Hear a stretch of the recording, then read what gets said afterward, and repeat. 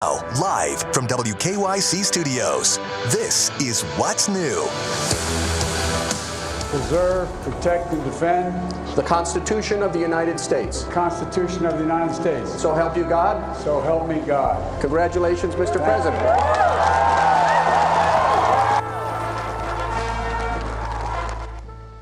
Number 46 is official. Just a few hours ago, President Joe Biden was sworn into office. It was a peaceful transition of power on the very Capitol steps where riots took place just 2 weeks ago. Welcome back to What's New, everybody. I'm Betsy Kling at home with Jay Crawford back in the studio. Betsy, it was really an inauguration unlike any we've ever seen before. First of all of the security measures that were in place because of those riots that you spoke of and the potential threat of more violence. And also with the COVID restrictions, social distancing, there was no major crowd that was normally fills the National Mall. It was different for sure, but power has been officially transferred and the Biden administration is now underway. And we begin at 5:30 with three things you need to know. President Biden in his inaugural address calling for an end to what he called the uncivil war in America, asking for unity, pleading with Americans to stand in each other's shoes and show each other compassion. He repeated a promise he'd made before, to be a president not just to those who voted for him, but to all Americans. He also, mid-speech, paused for a moment of silence to say a prayer for the 400,000 plus Americans who have died from COVID during this pandemic. Meanwhile, the new president got to work immediately, signing 17 executive orders. That's happening as we speak, largely undoing former President Trump's legacy. Biden is ordering a stop to construction on the border wall, ending the Muslim ban, and rejoining the Paris Climate Accord along with the World Health Organization. He also is offering some COVID relief, asking the Education Department to freeze student loans through September, also asking the CDC to freeze evictions at least through March. And former President Trump, as is tradition, used his final hours in office to exercise his clemency power, issuing 73 pardons and commuting another 70 sentences. Among those pardoned, a number of political allies, including former chief strategist Steve Bannon. He also issued pardons to rapper Lil Wayne and clemency to rapper Kodak Black. How about that?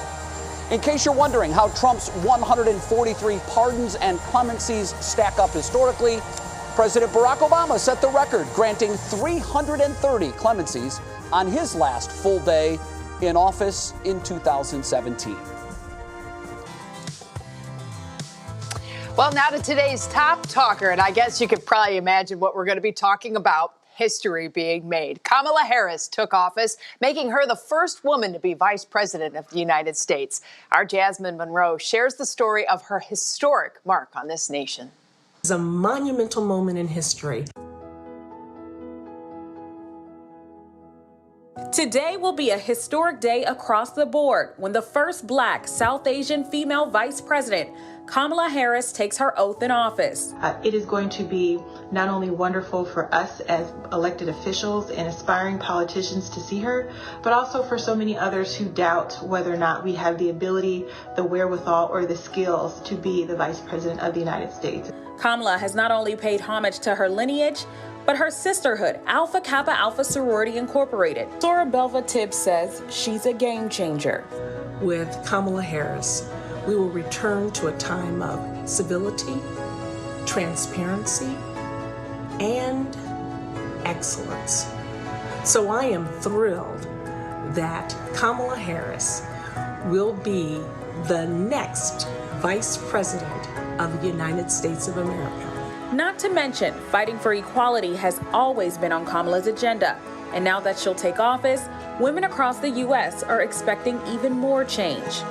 As a young girl being raised in Selma, Alabama, and seeing church bombings, and thinking that I would never grow to an age to see even adulthood, and to now see that we have a vice president-elect that is a person who looks like me, to me, is so amazing.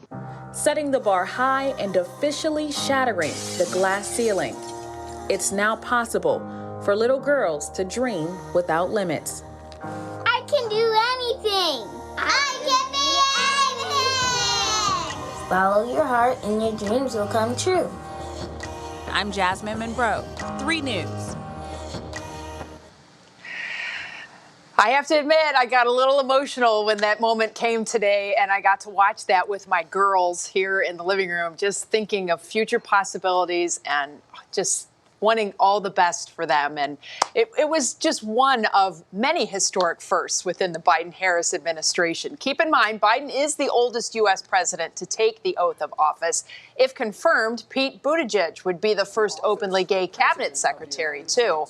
And retired 4-star General Lloyd Austin would be the first black person to serve as Secretary of Defense. Here's a fun one, too, to end things, Betsy. Major Biden will be the first shelter dog to live at the White House. However, he's not the first rescue dog. President Lyndon Johnson's daughter rescued a terrier mix.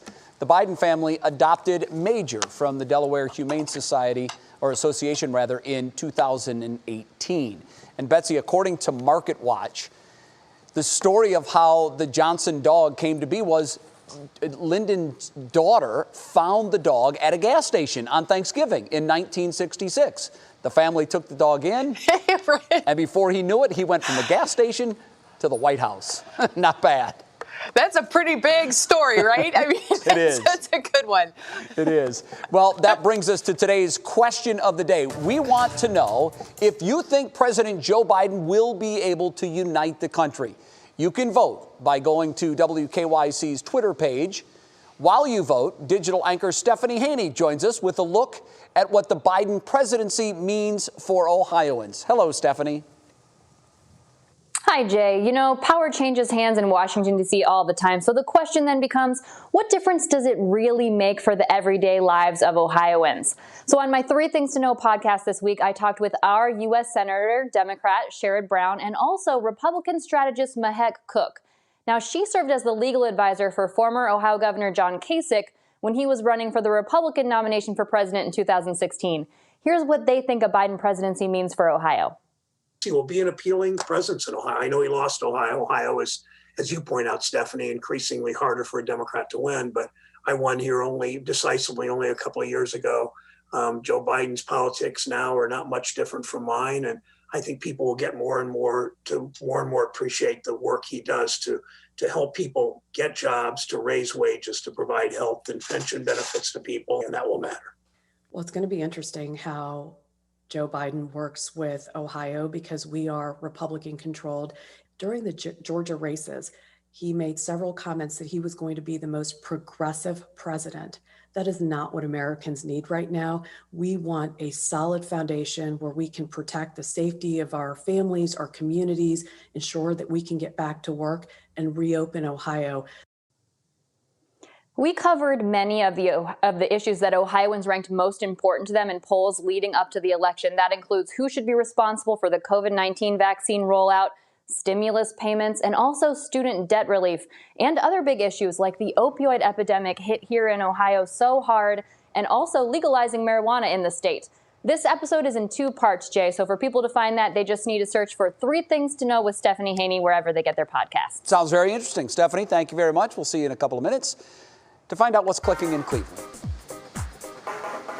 Well, still ahead for us on what's new, this cold air really dries out our skin. And then you add in all the hand washing and hand sanitizer we've been using, and of course, it really gets bad. A dermatologist shows us some tricks to keep your skin from drying out.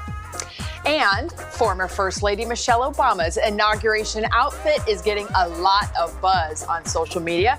We'll tell you all about it coming up in Clicking in Cleveland. We're also going to get an update on that forecast. Matt, I still see colors from the sunset outside. It is 5:39 and we kind of still are holding on to some daylight. Well, Betsy, I'm glad you're doing that because I'm in the basement right now and it's as dark as it was around noon. So I'm glad you guys are all enjoying the sunset up on those upper levels that you guys are on. But yeah, the sunset looks gorgeous. In fact, those clouds are going to scour out tomorrow, but we've got more Arctic air in the forecast. We've been flirting with it the last couple days. We'll detail more about that storm next week coming up in the forecast. And as we head to break, here's part of Amanda Gorman's speech at the inauguration today. The poet delivered a very powerful message for everyone. We've learned that quiet isn't always peace, and the norms and notions of what just isn't always just is. And yet the dawn is ours before we knew it. Somehow we do it. Somehow we've weathered and witnessed a nation that isn't broken, but simply unfinished.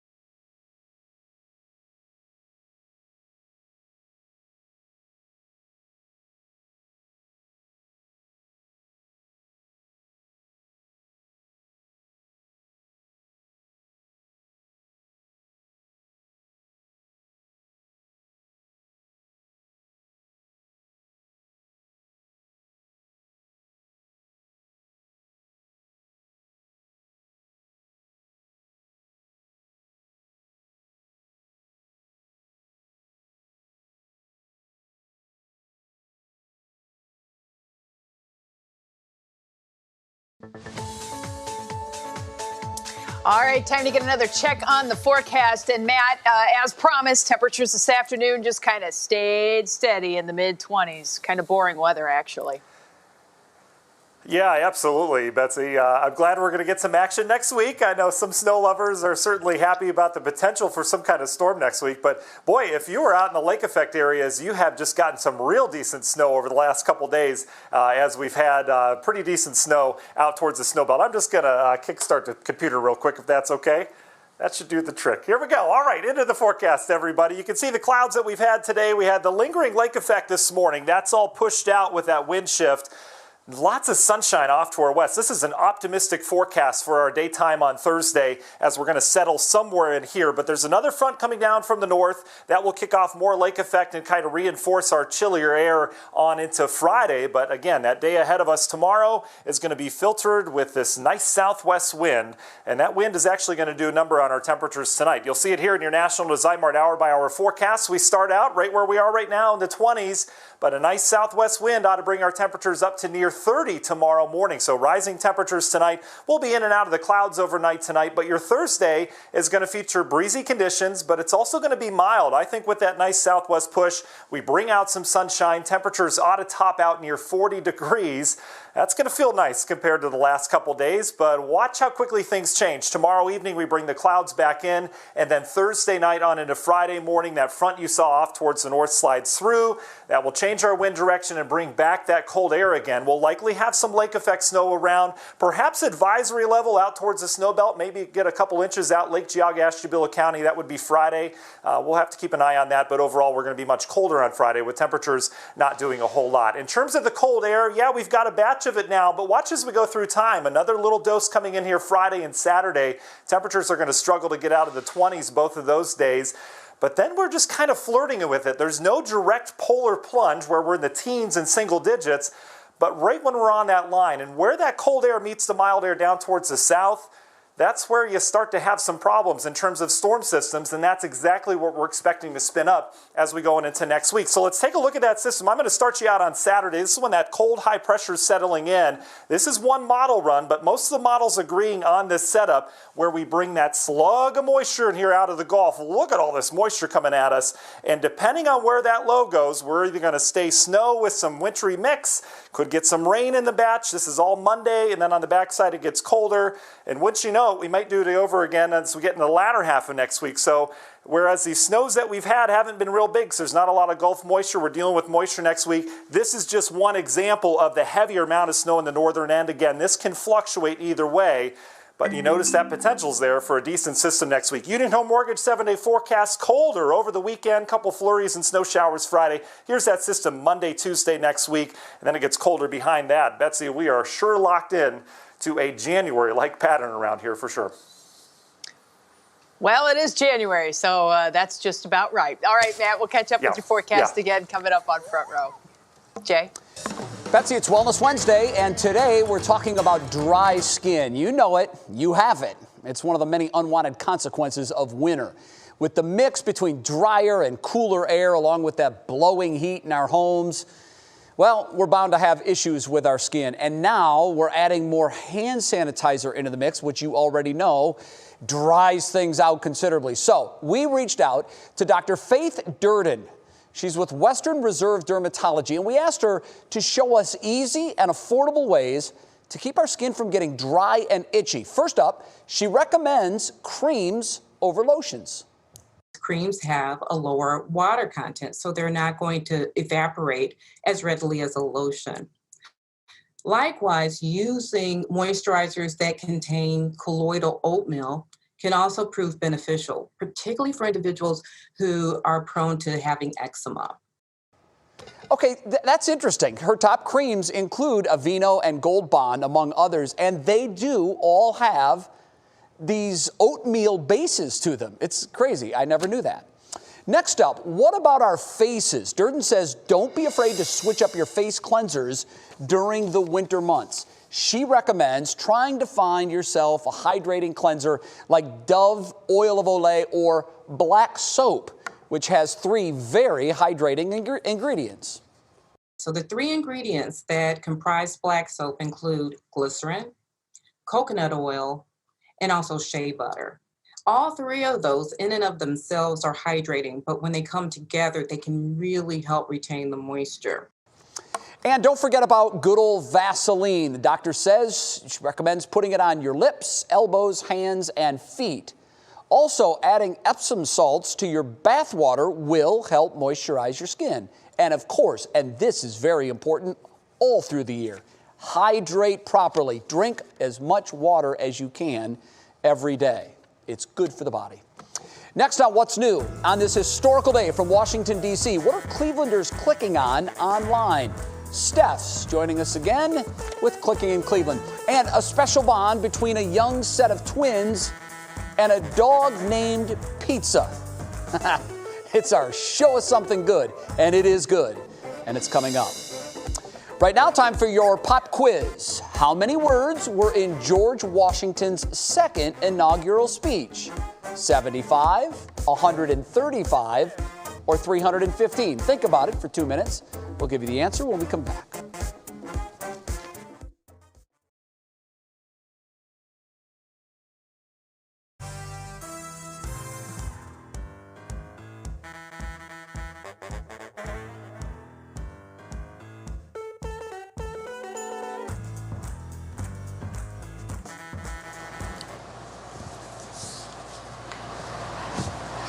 Hey, yep, I gotcha. Okay, it is almost 6 o'clock. We're talking about the most diverse cabinet and senior level leadership in our nation's history. All right. Yep.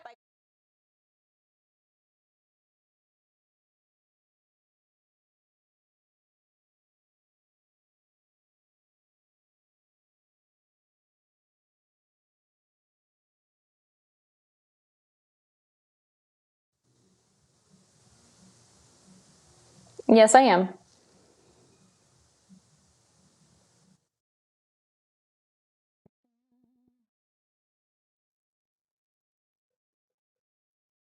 We ask people.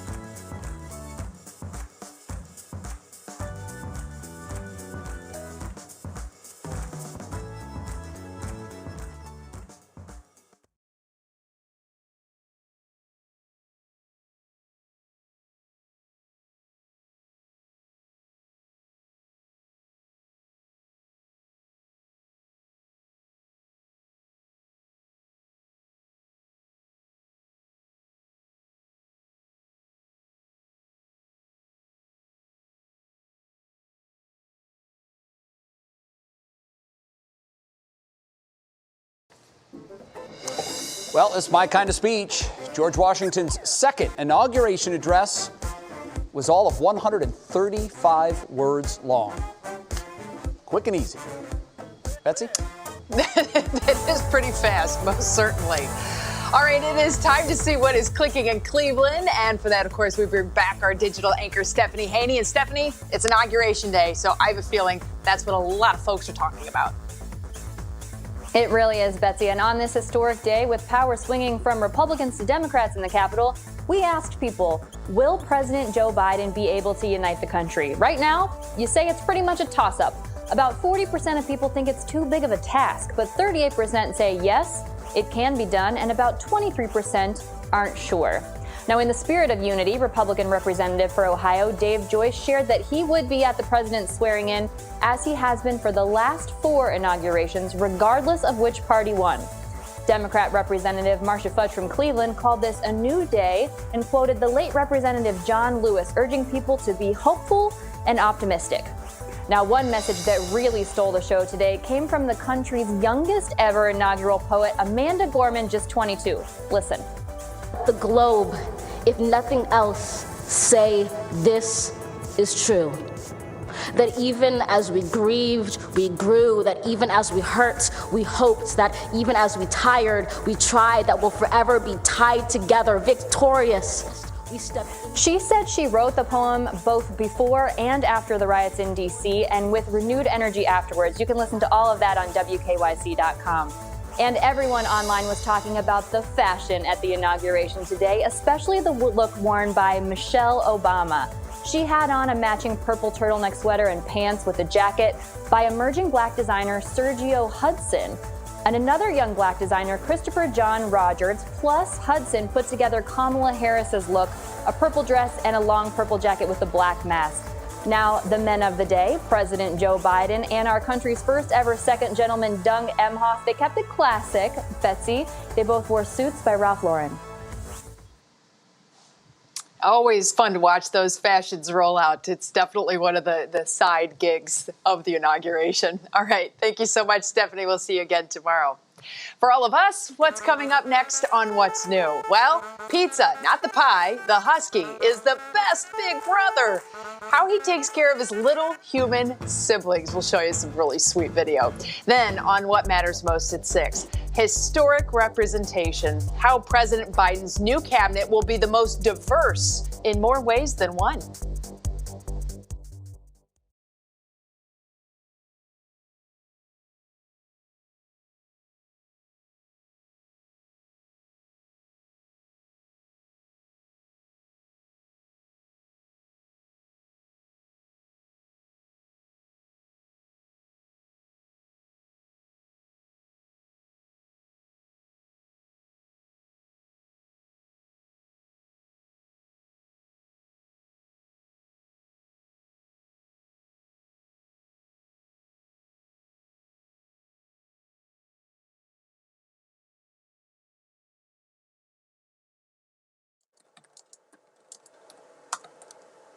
Hello.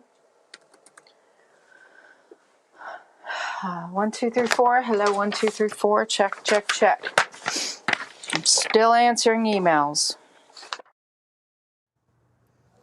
Hey, mic check. 1, 2, 3, 4. Mic check, Laura Queso's mic. Thank you.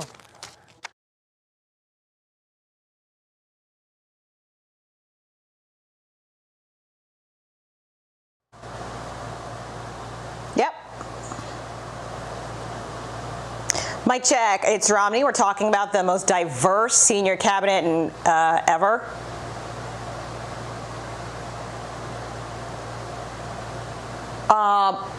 My air is on. Let me go turn my heat off.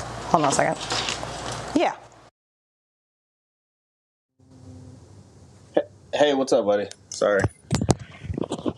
Check 1, 2, 3, 4, 5. Here's Brandon's microphone. Putting it on now. This is what it'll sound like to be Brandon. Hi, all. Testing 1, 2, 3, 4. Hello, hello, hello. Testing 1, 2.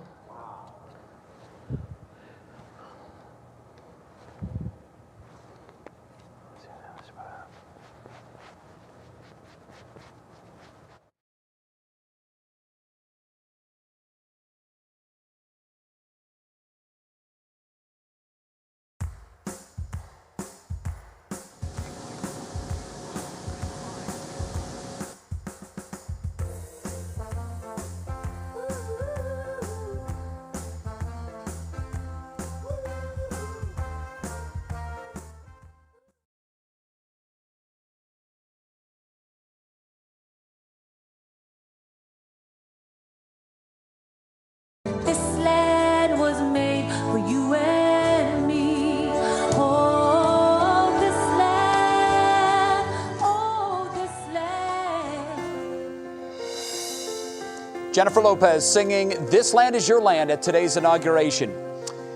Well, if you're looking for a break from politics, how about pizza? He's a husky. He got to meet his twin brothers who spent 55 days in the NICU, and now the three of them are inseparable, all home together. Betsy, look at that look on Pizza's face. He is the protector of two little boys. I love that video. It is so precious.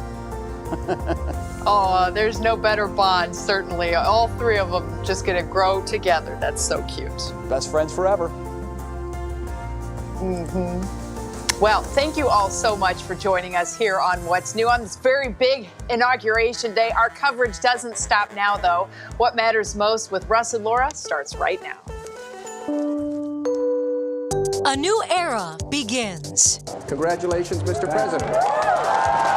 President Biden and Vice President Harris officially sworn in to lead the United States. A look at their day one agenda. First, executive orders. Biden already addressing the pandemic and the student debt crisis. What these orders mean for Northeast Ohio. Historic cabinet. I'm feeling Black joy, Black queer joy, Black Cleveland queer joy. We look at the diversity of the incoming cabinet and what it means for the LGBTQ community. Vaccination issues.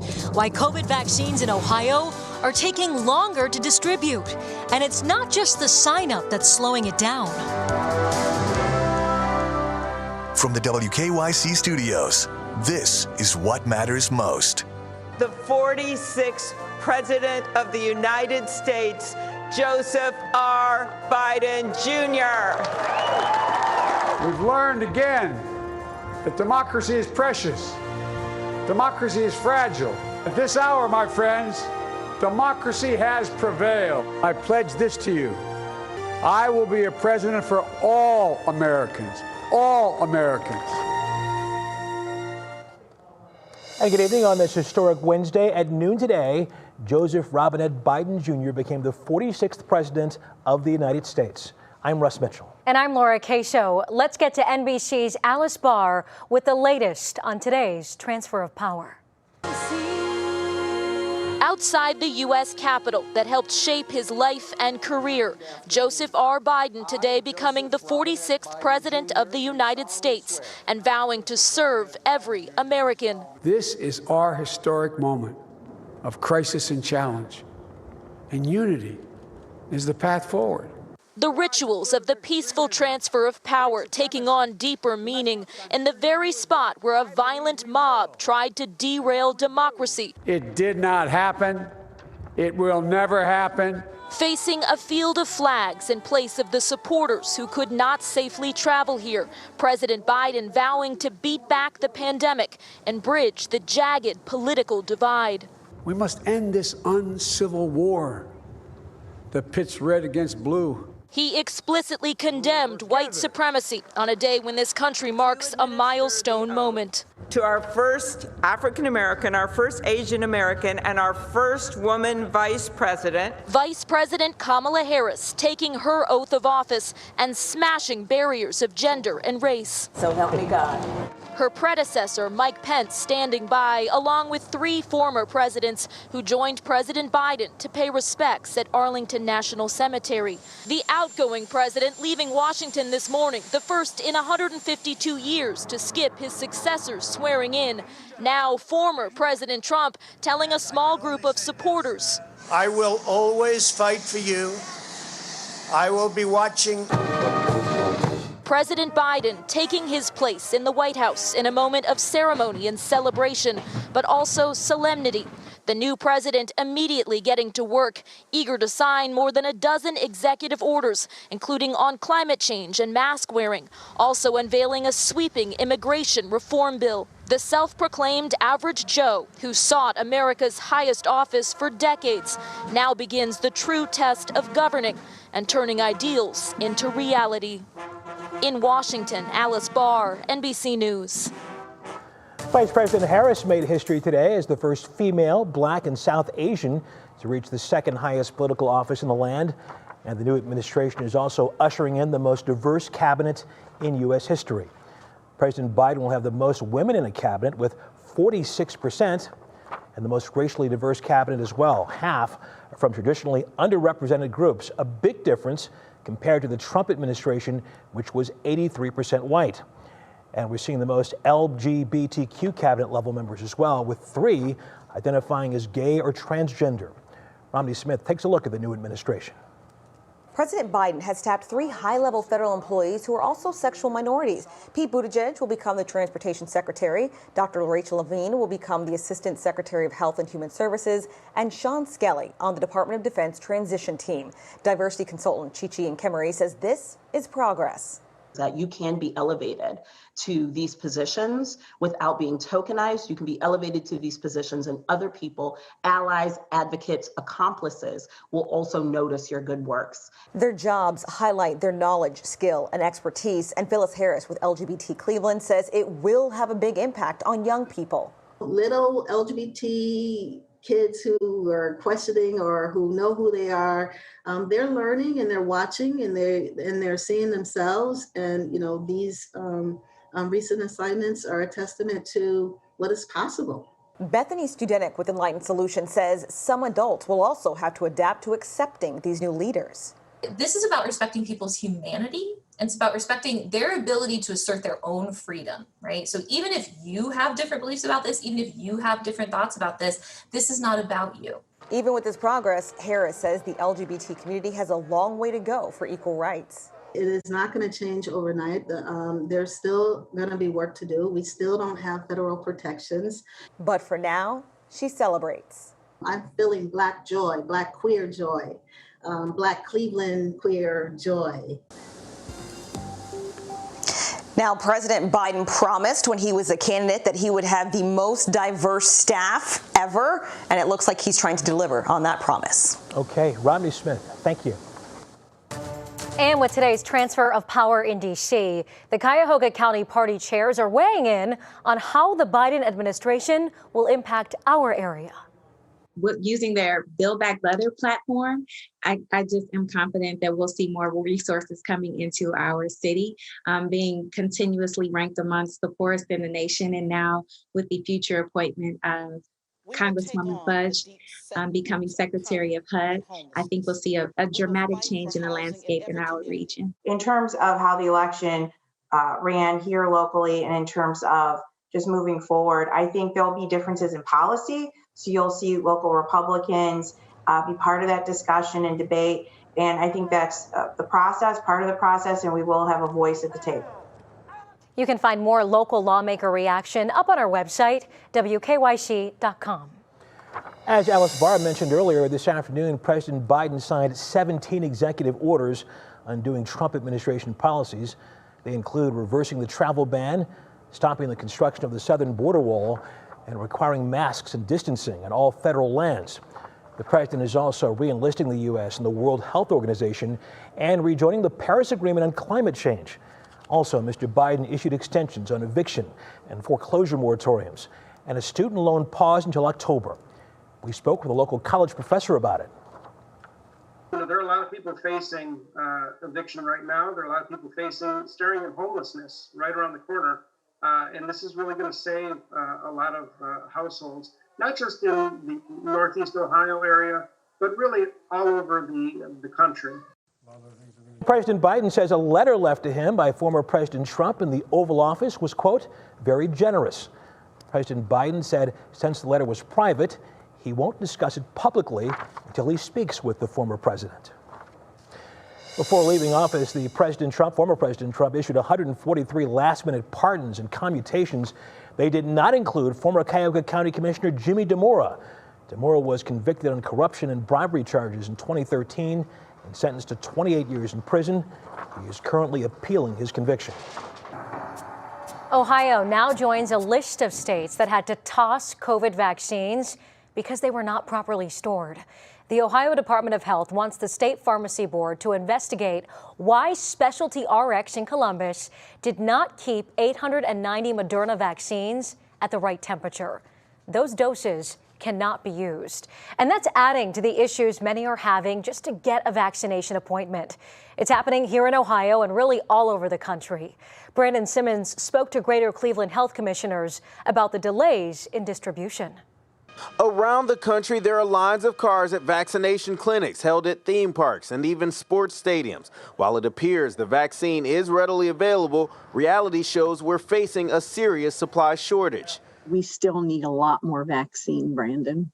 Donna Skoda is health commissioner in Summit County and says this week they plan to inoculate 1,000 people in the 1B group that includes seniors over 80. That's all the vaccine they have, well short of what's needed. We have right now about 14,000 individuals on a list that are 80 and older that we need to get vaccinated. Cuyahoga County in a similar situation, holding vaccination clinics at the fairgrounds when doses are available. There's a big disconnect between the supply and the demand.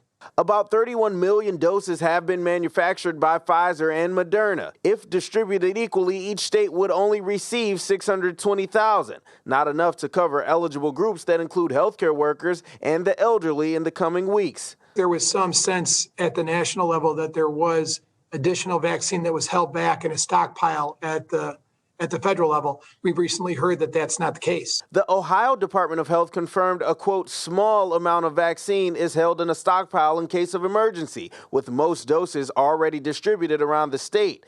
A spokesperson for the governor today saying we have and will continue to have a supply issue. And we may see these plans revised. They may realize that they're just too aggressive. As manufacturers ramp up production, shipments should be more frequent. But the reality is vaccinating the population will take longer than we'd hoped.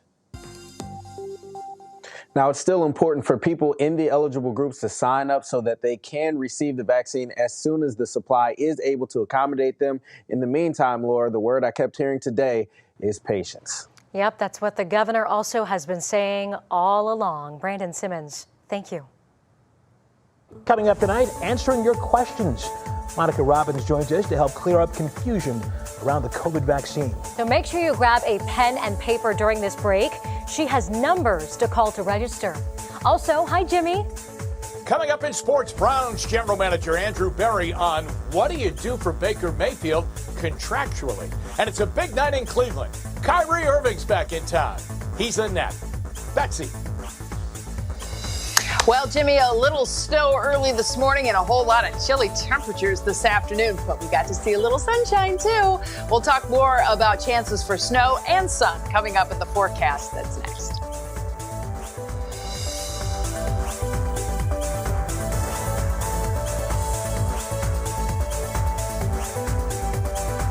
What Matters Most is sponsored by the Calvetta Brothers Floor Show. It's time to fall in love again with your home.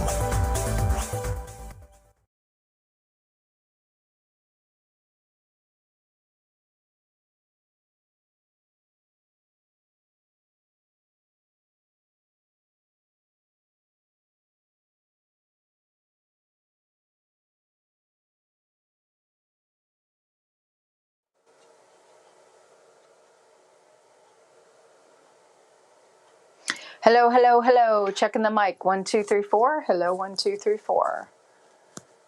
All good?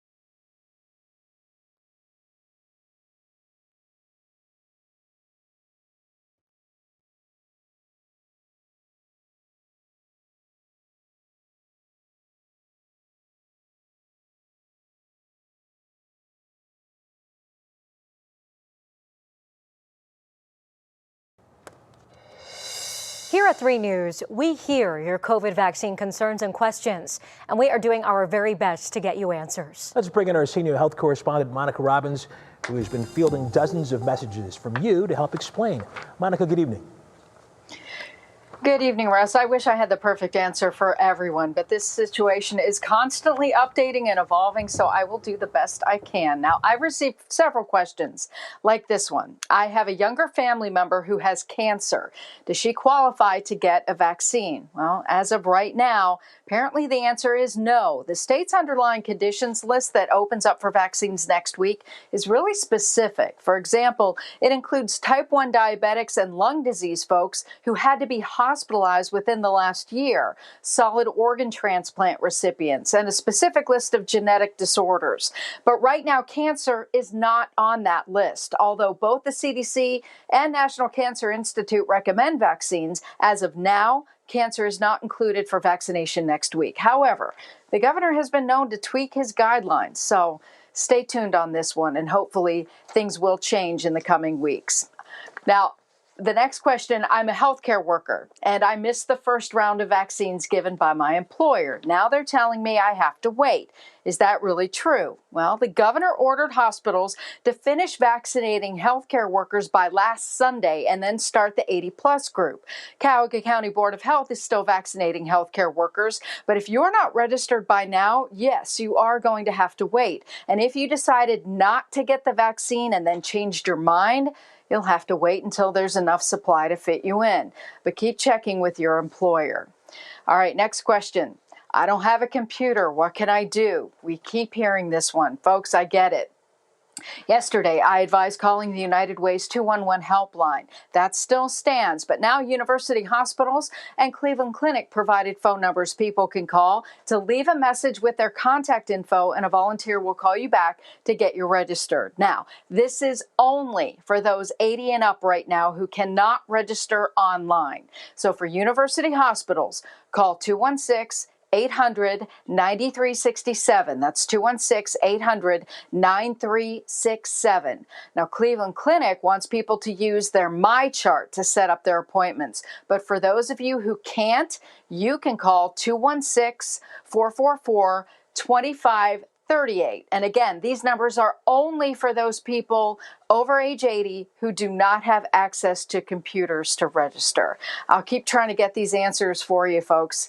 Bear with me. It's a confusing time, and I know I'm trying to do the best I can. Yeah, Russ and Laura, we know back you to are. A lot of information to get out there. You're doing a fantastic job, Monica. I'm sure you'll have more for us tomorrow. As always, thanks a lot. Sure. It is now 6:16 on this historic Wednesday. Laura, I think I saw the sun for just a moment today. I think we did see the sun. We also saw a little bit of snow. Yeah. But let me be honest, I didn't step outside today. I went from garage to garage, so I can't really speak to it, but I know a person who can. Hi, Betsy. Who would that be? Right? I didn't step outside today either, but I have these magical things called windows, and they tell the story. Yeah, we did get to see some sun and some snow, so bravo to both of you for being my weather observers. But I'll tell you what, it was cold today. That's the one nice part about observing from inside, is that you don't have to be outside in that cold. So let's take a look at where temperatures go as we head through the night. We're going to stay here in the 20s and even find the mercury rising a couple of degrees. Now, this is one of those topsy-turvy things. Keep in mind, we will have a period of clear skies. That's going to help to mitigate the temperature rise a little bit. But we're at 22 right now in Ashtabula and in Youngstown, 23 Ecker Canton. I mean, it is cold out there, but the winds of change are going to start to pick up on us. And as you can see out to the west of us, there are some brighter colors, and that means warmer temperatures. It's just on the other side of that little warm front. And that little warm front, my friends, is the front of the warmer air that will be sweeping in here for tomorrow. So as that gets closer to us, that's where we start to get into that temperature rise. The problem is we also have the cold front that we're going to have to deal with. That comes as we get into the day on Friday. But for the most part right now, as all of this up and down is taking place, the result is typically clouds and or snow showers, and all of that is going to come into play. The bigger picture, though, as we tilt northward just a little bit, is that next on the horizon is the fact that we have kind of a pattern change is taking place. So we kind of get the surge tomorrow where temperatures are going to be warmer, and then the atmosphere starts to sink again, and it's all going to start to cool off as we get toward the weekend. Let's break it down for your National Design Mart hour-by-hour forecast. The southwest winds tonight are going to help to hold the temperature so that we start the day tomorrow right about 30 or so. Mostly cloudy skies coming in as that temperature swing is taking place. Now, keep in mind, once the clouds clear, I think we will get to see some more sun peaks tomorrow. So use those windows, everybody. And as a matter of fact, you may even want to go outside. Yes, go into the outside world, because we could even get toward the upper 30s to near 40 in the afternoon. Some of you may even get into the low 40s, but by the time we hit tomorrow night, then here comes that cold front. The clouds pick up, the snow chances pick up, the wind direction changes, and the temperatures go down, so that by Friday, we're sunk into the 20s for most of the afternoon. Here it is broken down in your Union Home Mortgage Outlook. Temperatures near 40 tomorrow, then back to the low 30s as we go through Friday with some scattered snow shower chances. Partly cloudy and downright cold on Saturday with only mid-20s, Russ Mitchell, but we'll be in the low to mid-30s as we start next week with a wintry mixing mess potential coming our way on Monday. Hang in there, still to be determined. Betsy Kling, when you say downright cold, I know it's serious business, so thank you very much for that. So get the parka out. All right, thanks. See ya. The Browns with plenty of business ahead in the offseason, including Baker Mayfield's contract status. Jimmy shares what the Browns' general manager thinks. That's next.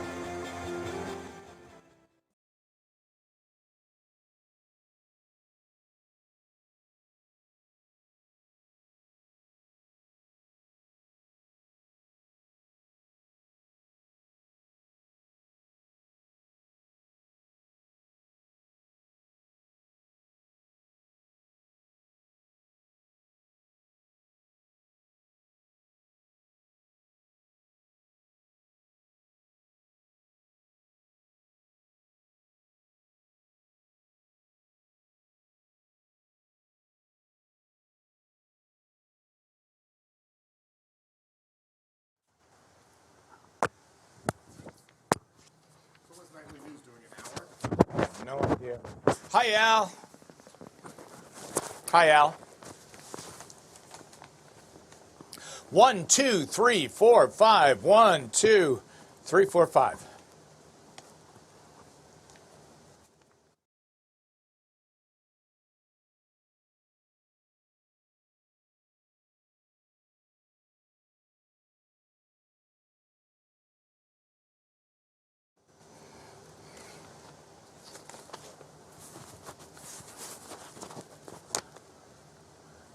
Go.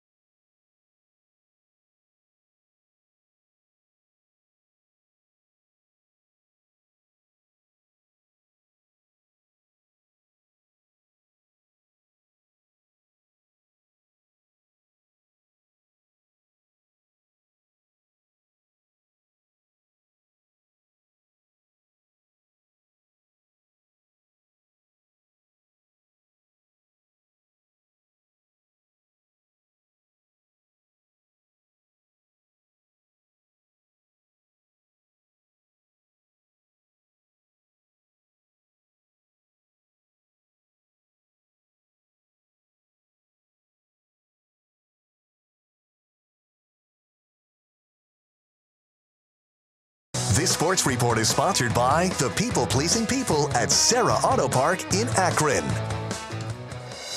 Hi, everybody. Browns General Manager Andrew Berry wrapping up this season, and boy, did he put together a terrific young football team. But going into next season, what kind of business is he going to do, like with quarterback Baker Mayfield? Now, here are the options.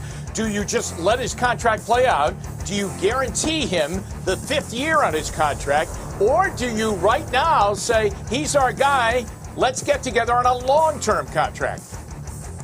He really grew before our eyes on a weekly basis, both on and off the field. So we're very, very pleased with him. Look, we wouldn't be where we were at the end of the season without his performance, and he had a really strong season. Boy, I would work on the long-term contract. Now, to the Browns' offense and defense. Remember, there'll be no changes on that coaching staff, so the systems in place will be the same going into next season. For guys on the Browns' offense, they have to say, thank you, Lord. I mean, every year they come in and there's a new offense. But yeah, it's the first time going into a season since I've been here, and now having to relearn our offense. So, I mean, it's probably even better for Baker because he's a quarterback and all. But yeah, that's big. I think we need to just hone down on what we've been doing, what we have going, and just master it. We say so long and what a career to a great quarterback. Phillip Rivers is retiring. 17 years in the NFL, 16 with the Chargers, and this last year with the Indianapolis Colts. What a career, 421 career touchdown passes, 5th in NFL history. The only thing that was missing always, never made it to a Super Bowl. But what a terrific competitor. Hey, the Cavs are in action tonight, taking on the Brooklyn Nets over at the Fieldhouse in about a half hour's time. Guess who's back in town? Kyrie Irving's back in town. Remember, he's a member of the Brooklyn Nets. Remember, he hasn't played that much in the last couple of years. Injury, and even this year, he had to step away from the game for a little bit. He's only played in 7 games so far this year. Incidentally, this is his first time coming back and playing in Cleveland since his first game as a Celtic back in 2017. You know, I'm back. I'm happy to be back. And we got some great pieces, and we just move on. And I let my actions and my game speak for itself like I planned on doing. You know, just needed a pause. So the Cavaliers coming into the game tonight. Remember, they get off to a surprising 3-0 start. Since then, they are 3-7. And this is a tough one tonight against Brooklyn. Remember, the Nets are trying to put together a super team in the East with Kevin Durant, Kyrie Irving when he wants to play, and James Harden getting acquired there last week in that mega deal. Russ and Laura, I don't care how wacky Kyrie Irving has been since he left the Cavs. He's still the guy that hit that shot that won the Cavs the world title. The shot. Jimmy, you were talking about Baker Mayfield and that possible contract extension. We're talking about a few bucks here possibly, right? Yeah, and here's the thing, Russ. If you're going to do it, you might want to do it this May or June because there are other quarterbacks like Josh Allen, the quarterback in Buffalo. You know, the Buffalo Bills could give him a ton of money, and then Baker could say, well, you know what? Maybe I should get that kind of money. I would try and get in front of Buffalo and get him signed pretty quickly. When Laura Queso wins the lottery tonight, it's all going to be fine. Yeah, exactly. I am on it. Let me tell you. Let me put that on record, guys. All right, Jimmy, thanks a lot. Note front row tonight, the Biden administration is having its first press briefing at 7 o'clock. NBC News will carry that live. And of course, the NBC Nightly News is just minutes away. Thank you so much for joining us. Have a wonderful night.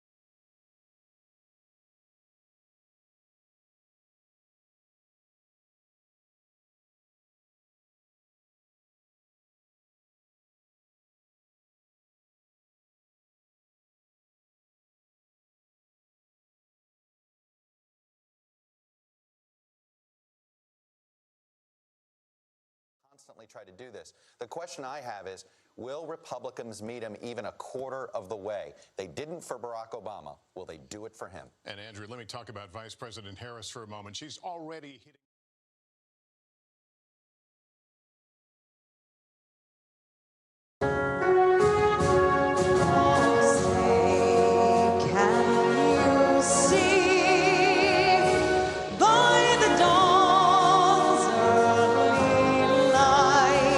So help me God. So help me God.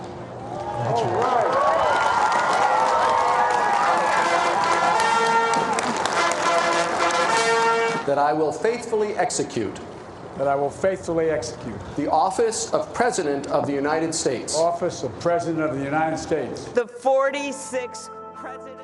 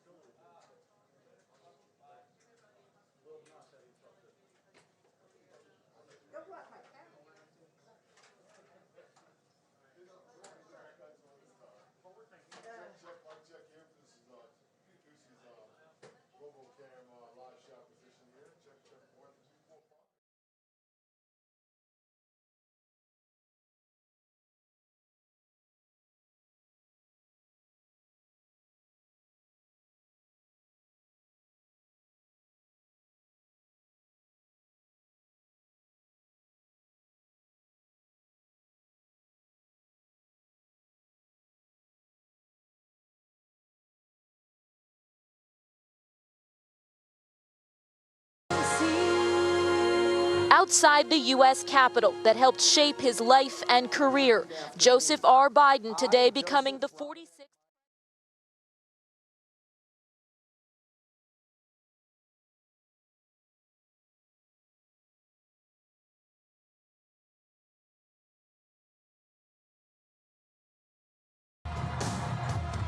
President Biden will inherit a world where America's reputation is badly bruised.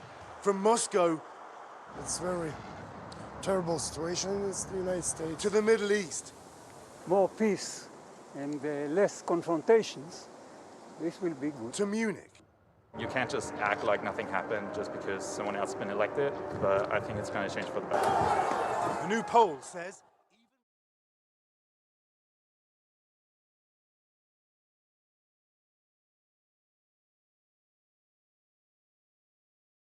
using their Build Back Better platform, I just am confident that we'll see more resources coming into our city, being continuously ranked amongst the poorest in the nation. And now with the future appointment of Congresswoman Fudge becoming Secretary of HUD, I think we'll see a dramatic change in the landscape in our region. In terms of how the